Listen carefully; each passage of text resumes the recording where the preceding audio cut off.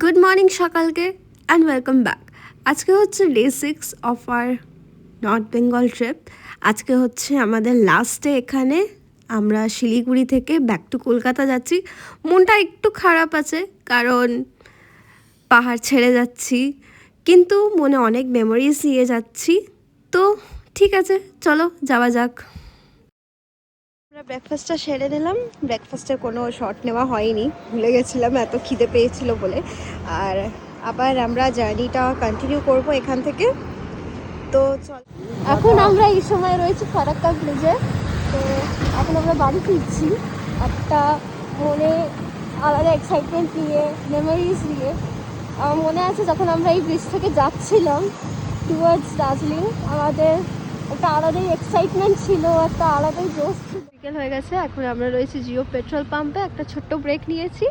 And guys, তোমাদেরকে একটা জিনিস দেখাবো। এই দেখো, এটা আমার বর আমার জন্য করে দিয়েছে। এটা হচ্ছে আমাদের জ্যাকেটের থার্মাল লাইনার, যেটাকে উনি সিট বানিয়ে দিয়েছেন আমার জন্য, যাতে আমার বসতে অসুবিধা না হয়, কেন কি অনেকটাই বড় রাইড আছে আমাদের।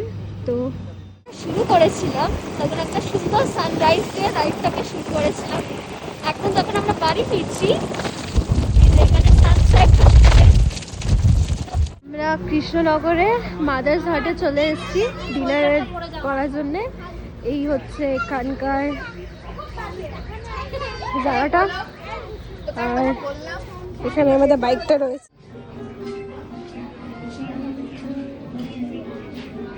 চলে এসছে আমাদের ফ্রেশ লাইম সোডা, তার সঙ্গে ফিশ কাটলেট মিস্টারের জন্য।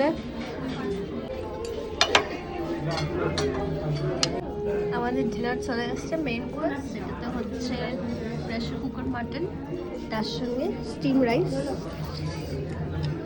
একদম খেতে ব্যস্ত।